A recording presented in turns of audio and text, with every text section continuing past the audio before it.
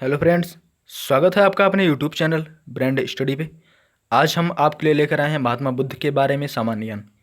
ठीक है, 50 क्वेश्चन है आपका, सभी क्वेश्चन महत्वपूर्ण हैं। इससे पहले अगर आप चैनल पर नए हैं तो चैनल को सब्सक्राइब करिए और बेल आइकन जरूर प्रेस करिए, जिससे मैं कोई वीडियो नया बनाऊँ तो आप तक पहुँच जाए। ठीक है, और वीडियो अच्छा लगे तो लाइक और शेयर करिए। आज का हमारा पहला क्वेश्चन रहा, विश्व का सबसे बड़ा वैज्ञानिक धर्म कौन सा है? विश्व का सबसे बड़ा वैज्ञानिक धर्म कौन सा है? तो विश्व का सबसे बड़ा वैज्ञानिक धर्म है बौद्ध धर्म। कौन सा है?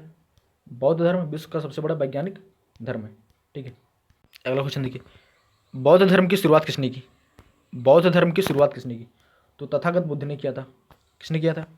गौतम बुद्ध ने बौद्ध धर्म की शुरुआत की थी। अगला क्वेश्चन देखिए, गौतम बुद्ध के माता पिता का नाम क्या था? गौतम बुद्ध के माता और पिता का नाम क्या था? तो इनकी माता का नाम था महामाया और पिता का नाम था शुद्धोधन। क्या नाम था? माता का नाम था महामाया, पिता का नाम था शुद्धोधन।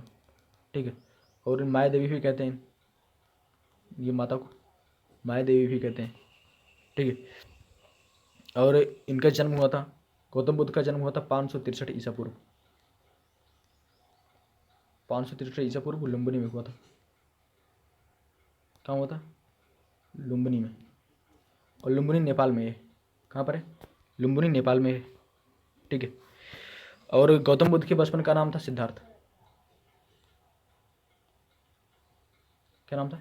सिद्धार्थ नाम था। ठीक है, अगला क्वेश्चन देखिए, गौतम बुद्ध के बचपन का नाम क्या था? तथागत बुद्ध के बचपन का नाम क्या था? तो उनके बचपन का नाम था सिद्धार्थ। क्या नाम था? सिद्धार्थ नाम था। अगला क्वेश्चन देखिए, सिद्धार्थ किस राज्य के राजकुमार थे? सिद्धार्थ किस राज्य के राजकुमार थे? तो ये कपिल वस्तु के राजकुमार थे। सिद्धार्थ कपिल वस्तु के राजकुमार थे। अगला क्वेश्चन देखिए, सिद्धार्थ किस वंश से संबंधित थे? सिद्धार्थ किस वंश से संबंधित थे? तो ये शाक्य वंश से संबंधित थे। किससे थे? शाक्य वंश से संबंधित थे सिद्धार्थ। अगला क्वेश्चन देखिए, गौतम बुद्ध का जन्म कब हुआ था? गौतम बुद्ध का जन्म कब हुआ था? तो इनका जन्म हुआ था 563 ईसा पूर्व। कब हुआ था? 563 ईसा पूर्व गौतम बुद्ध का जन्म हुआ था। अगला क्वेश्चन देखिए, राजकुमार सिद्धार्थ का विवाह किससे हुआ था? राजकुमार सिद्धार्थ या फिर गौतम बुद्ध का विवाह किससे हुआ था? तो इनका विवाह हुआ था यशोधरा से। किससे हुआ था? यशोधरा से। इनकी पत्नी का क्या नाम था? गौतम बुद्ध की पत्नी का नाम यशोधरा था। ठीक है, अगला क्वेश्चन देखिए, सिद्धार्थ यशोधरा के पुत्र का क्या नाम था? सिद्धार्थ और यशोधरा के पुत्र का नाम क्या था? तो इनके पुत्र का नाम था राहुल। क्या नाम था? राहुल नाम था। अगला क्वेश्चन देखिए, सिद्धार्थ द्वारा गृह त्याग का मूल कारण क्या था? सिद्धार्थ द्वारा गृह त्याग का मूल कारण क्या था? तो जो गृह त्याग किए थे, तो शाक्य कोलीय वंश के बीच युद्ध को टालना। शाक्य कोलीय वंश या फिर निषाद वंश के बीच युद्ध को टालना था। ठीक है, इसलिए वो गृह त्याग को छोड़े थे। ठीक है, और बौद्ध धर्म में गौतम बुद्ध द्वारा गृह त्याग की घटना क्या कहलाया है? बौद्ध धर्म में गौतम बुद्ध द्वारा गृह त्याग की घटना क्या कहलाया है? तो ये कहलाया महाभिनिष्क्रमण। क्या कहलाया? महाभिनिष्क्रमण। ठीक है, गृह त्याग की घटना है बौद्ध धर्म में। अगला क्वेश्चन देखिए, सिद्धार्थ द्वारा गृह त्याग के समय आयु कितनी थी? सिद्धार्थ द्वारा गृह त्याग के समय आयु कितनी थी? तो थी 29 वर्ष। कितनी थी? 29 वर्ष थी। अगला क्वेश्चन देखिए, सिद्धार्थ को राज्य सीमा से बाहर छोड़कर आने वाला नौकर का नाम क्या था? सिद्धार्थ को राज्य सीमा से बाहर छोड़कर आने वाले नौकर का नाम क्या था? तो ये था छन्न। क्या नाम था? छन्न नाम था, जो सिद्धार्थ को राज्य सीमा के बाहर छोड़ा था।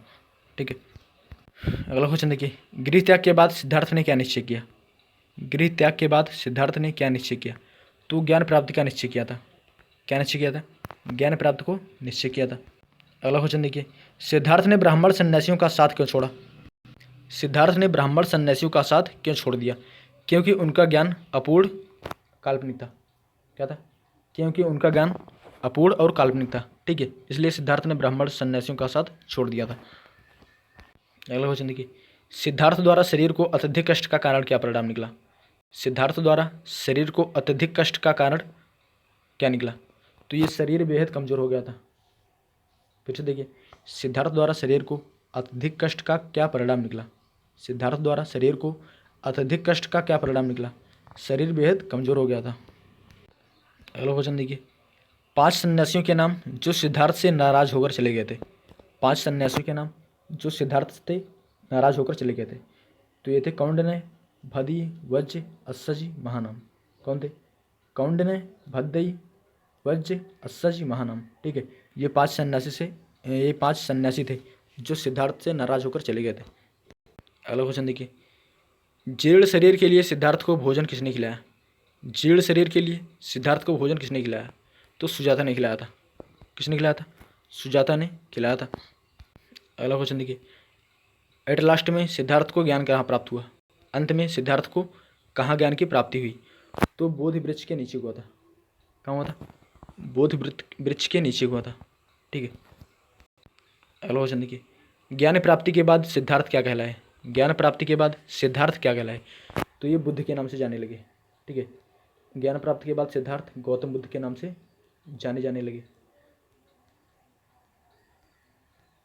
ठीक है, अगला क्वेश्चन देखिए, बुद्ध का अर्थ क्या है? बुद्ध का अर्थ क्या है? तो राग, द्वेष, मोह से ऊपर उठा हुआ ज्ञानी पुरुष। क्या नाम है? राग, द्वेष, मोह से ऊपर उठा हुआ ज्ञानी पुरुष। ठीक है, यह बुद्ध का अर्थ है। अगला क्वेश्चन देखिए, बुद्ध के ज्ञान प्राप्ति का उद्देश्य क्या था? बुद्ध के ज्ञान प्राप्ति का उद्देश्य क्या था? तो मनुष्य के दुख व अंधविश्वास दूर करना। क्या कारण था? मनुष्य के दुख और अंधविश्वास को दूर करना था बुद्ध के ज्ञान की प्राप्ति का उद्देश्य था। अगला क्वेश्चन देखिए, बुद्ध ने प्रथम उपदेश कहाँ दिया? बुद्ध ने प्रथम उपदेश कहाँ दिया? तो ये सारनाथ में दिया था 5 नाराज सन्यासियों को। ठीक है, बुद्ध ने अपना प्रथम उपदेश 5 सन्यासियों को दिया जो नाराज हो गए थे। ठीक है, बस 5 ही थे और सारनाथ में दिया था। तीर शरण क्या है बुद्ध का? तीर शरण क्या है? तो ये मैं बुद्ध के शरण में जाता हूँ, मैं धम्म के शरण में जाता हूँ, मैं संघ के शरण में जाता हूँ। कौन कौन से हैं? बुद्ध, धर्म, संघ। क्या क्या है? बुद्ध और धम्म और संघ। ठीक है, ये तीर शरण है बौद्ध की, या फिर आप त्रिरत्न भी बोल सकते हैं। क्या बोल सकते हैं? त्रिरत्न बोल सकते हैं। ठीक है, अगला क्वेश्चन देखिए, पंचशील क्या है? पंचशील क्या है? तो प्राणी हिंसा ना करना, चोरी ना करना, व्यभिचार ना करना, निंदा ना करना, शराब व मादक पदार्थों का सेवन ना करना। ठीक है, ये पंचशील है। कौन कौन से हैं फिर से देखो, प्राणी हिंसा ना करना, चोरी ना करना, व्यभिचार ना करना, निंदा ना करना, शराब व मादक पदार्थों का सेवन ना करना, ये पंचशील है। अगला क्वेश्चन देखिए, अष्टांगिक मार्ग क्या है? अष्टांगिक मार्ग क्या है? तो यह सम्यक दृष्टि, सम्यक संकल्प, सम्यक वाणी, सम्यक कर्मांत, सम्यक आजीविका, सम्यक व्यायाम, सम्यक स्मृति, सम्यक समाधि। ठीक है, ये अष्टांगिक मार्ग है। फिर से देखो, सम्यक दृष्टि, सम्यक संकल्प, सम्यक वाणी, सम्यक कर्मांत, सम्यक आजीविका, सम्यक व्यायाम, सम्यक स्मृति, सम्यक समाधि। ठीक है, ये अष्टांगिक मार्ग है। अगला क्वेश्चन देखिए, मगध के किस सम्राट ने बुद्ध के धम्म को स्वीकार किया? मगध के किस सम्राट ने बुद्ध के धम्म को स्वीकार किया? तो ये था बिंबिसार। ठीक है, बिंबिसार जो है मगध का सम्राट था और इन्होंने बुद्ध के धम्म को स्वीकार कर लिया था। अगला क्वेश्चन देखिए, भिक्षुणी संघ की प्रथम सदस्य कौन थी? भिक्षुणी संघ की प्रथम सदस्यता कौन थी? या फिर बौद्ध धर्म की प्रथम महिला सदस्य कौन थी? तो ये थी महाप्रजापति गौतमी। कौन थी? महाप्रजापति गौतमी थी। अगला क्वेश्चन देखिए, बुद्ध ने किस वर्ण के लोगों को दीक्षा दी? बुद्ध ने किस वर्ण के लोगों को दीक्षा दी? तो बिना किसी भेदभाव के सभी लोगों को दी थी। ठीक है, बिना किसी भेदभाव के सभी लोगों को दीक्षा दी थी। अगला क्वेश्चन देखिए, संघदान हेतु प्रसिद्ध व्यक्ति कौन था? संघदान हेतु प्रसिद्ध व्यक्ति कौन था? तो यह था अनाथ पिंडक। कौन था? अनाथ पिंडक था संघदान हेतु प्रसिद्ध व्यक्ति। अगला क्वेश्चन देखिए, पारलौकिक तत्वों पर बुद्ध के क्या विचार थे? पारलौकिक तत्वों पर बुद्ध के क्या विचार थे? तो विचार थे आत्मा परमात्मा, स्वर्ग नरक को नहीं मानना। ठीक है, पारलौकिक तत्वों पर बुद्ध के क्या विचार थे? तो आत्मा और परमात्मा, स्वर्ग और नरक को नहीं माना। ठीक है, अगला क्वेश्चन देखिए, बुद्ध का महापरिनिर्वाण किस आयु में हुआ? बुद्ध का महापरिनिर्वाण किस आयु में हुआ? तो इनका महापरिनिर्वाण हुआ था 80 वर्ष की आयु में। कब हुआ था? 80 वर्ष की आयु में बुद्ध का महापरिनिर्वाण हुआ था। अगला क्वेश्चन देखिए, गौतम बुद्ध का महापरिनिर्वाण किस स्थान पर हुआ था? गौतम बुद्ध का महापरिनिर्वाण किस स्थान पर हुआ था? इनका निधन किस स्थान पर हुआ था? तो ये हुआ था कुशीनगर में। कहाँ हुआ था? कुशीनगर में हुआ था। अगला क्वेश्चन देखिए, बौद्ध धर्म का सर्वाधिक प्रसार किस सम्राट के शासनकाल में हुआ? बौद्ध धर्म का सर्वाधिक प्रसार किस सम्राट के काल में हुआ? तो अशोक के शासनकाल में हुआ था। अशोक महान के शासनकाल में हुआ था। अगला क्वेश्चन देखिए, कलिंग युद्ध के बाद किसने अशोक को तलवार फेंकने पर मजबूर कर दिया था? कलिंग युद्ध के बाद किसने अशोक को तलवार फेंकने पर मजबूर कर दिया था? तो बौद्ध भिक्षु उपगुप्त ने किया था। किसने किया था? बौद्ध भिक्षु उपगुप्त ने किया था। ठीक है, अगला क्वेश्चन देखिए, अशोक ने अपने पुत्र पुत्री को किस देश में धम्म प्रचार हेतु भेजा? अशोक ने अपने पुत्र और पुत्री को किस देश में धम्म प्रचार हेतु भेजा? तो ये श्रीलंका में भेजे थे। कहाँ भेजे थे? श्रीलंका में अपने पुत्र और पुत्री को भेजे थे। अगला क्वेश्चन देखिए, भारत विश्व गुरु कब कहलाया? भारत विश्व गुरु कब कहलाया? तो ये मौर्य काल में कहलाया था। कब कहलाया था? मौर्य काल में भारत विश्व गुरु कहलाया था। अगला क्वेश्चन देखिए, विश्व प्रसिद्ध नालंदा विश्वविद्यालय में शिक्षक कौन थे? विश्व प्रसिद्ध नालंदा विश्वविद्यालय में शिक्षक कौन थे? तो ये थे बौद्ध भिक्षु। कौन थे? बौद्ध भिक्षु थे नालंदा विश्वविद्यालय में शिक्षक। अगला क्वेश्चन देखिए, अत्तदीपो भवः। अत्तदीपो भवः का अर्थ क्या है? तो अत्तदीपो भवः का अर्थ है अपना दीपक स्वयं बनो। क्या अर्थ है? अपना दीपक स्वयं बनो। अगला क्वेश्चन देखिए, विश्व का सर्वश्रेष्ठ धर्म ग्रंथ कौन सा है? विश्व का सर्वश्रेष्ठ धर्म ग्रंथ कौन सा है? तो यह बुद्ध और उनका धम्म। क्या है? बुद्ध और उनका धम्म सर्वश्रेष्ठ ग्रंथ है। ठीक है, अगला क्वेश्चन देखिए, बौद्ध धर्म में त्रिपिटक क्या है? त्रिपिटक क्या है? तो ये त्रिपिटक है शुद्ध पिटक, धम्म पिटक और विनय पिटक। क्या क्या है? शुद्ध पिटक, धम्म पिटक और विनय पिटक है। ये 3 पिटक है। अगला क्वेश्चन देखिए, वेदों को मरुभूमि सम्मान बंजर किसने कहा? वेदों को मरुभूमि समान बंजर किसने कहा? तो गौतम बुद्ध ने किया था।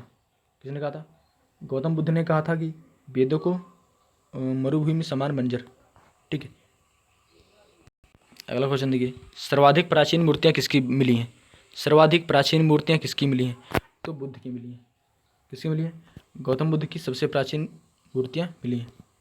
अगला क्वेश्चन देखिए, सर्वाधिक प्राचीन अवशेष किस धर्म से संबंधित हैं? सर्वाधिक प्राचीन अवशेष किस धर्म से संबंधित है? तो ये संबंधित है बौद्ध धर्म से। किससे संबंधित है? बौद्ध धर्म से संबंधित है। अगला क्वेश्चन देखिए, बुद्ध के उपदेश की भाषा कौन सी थी? बुद्ध के उपदेश की भाषा कौन सी थी? तो ये पाली भाषा में अपना उपदेश दिया था। ठीक है, जितने उपदेश दिए थे सब पाली भाषा में दिए थे, याद कर लीजिए इसको। अगला क्वेश्चन देखिए, विश्व के कितने देश में बौद्ध धर्म है? विश्व के कितने देशों में बौद्ध धर्म है? तो ये लगभग 56 देशों में है। कितने देशों में? लगभग 56 देशों में बौद्ध धर्म है।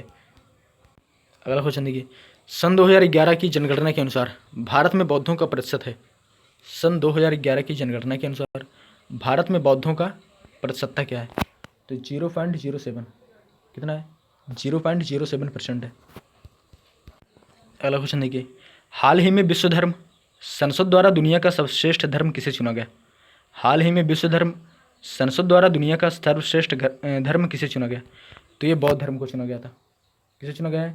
बौद्ध धर्म को विश्व का सर्वश्रेष्ठ धर्म चुना गया है। अगला क्वेश्चन देखिए, बौद्ध धर्म के मूल सिद्धांत क्या हैं? बौद्ध धर्म के मूल सिद्धांत क्या हैं? तो उनके मूल सिद्धांत हैं सत्य, अहिंसा और स्वतंत्रता। क्या क्या है? सत्य, अहिंसा और स्वतंत्रता है। ठीक है, ये बौद्ध धर्म के मूल सिद्धांत है। अगला क्वेश्चन देखिए, श्रीलंका के किस क्रिकेटर ने बौद्ध धर्म अपनाया?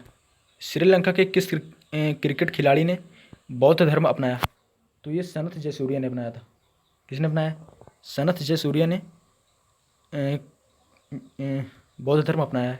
ठीक है, और ये श्रीलंका के क्रिकेट खिलाड़ी। अगला क्वेश्चन देखिए, हिंदू राष्ट्र होने के बावजूद भी हिंदू राष्ट्र होने के बावजूद भी किस देश में बौद्धों की जनसंख्या तेज़ी से बढ़ रही है? तो ये नेपाल में बढ़ रही है। किसमें बढ़ रही है? नेपाल में बौद्धों की जनसंख्या सबसे तेज़ी से बढ़ रही है। 50 क्वेश्चन आपका पूरा हुआ। वीडियो अच्छा लगा हो तो वीडियो को लाइक करिए, जितना हो सके उतना शेयर करिए। ठीक है, चैनल पर नया हो तो चैनल को सब्सक्राइब करिए। ठीक है, मिलते हैं अगले वीडियो में पार्ट 3 लेकर। तब तक के लिए धन्यवाद।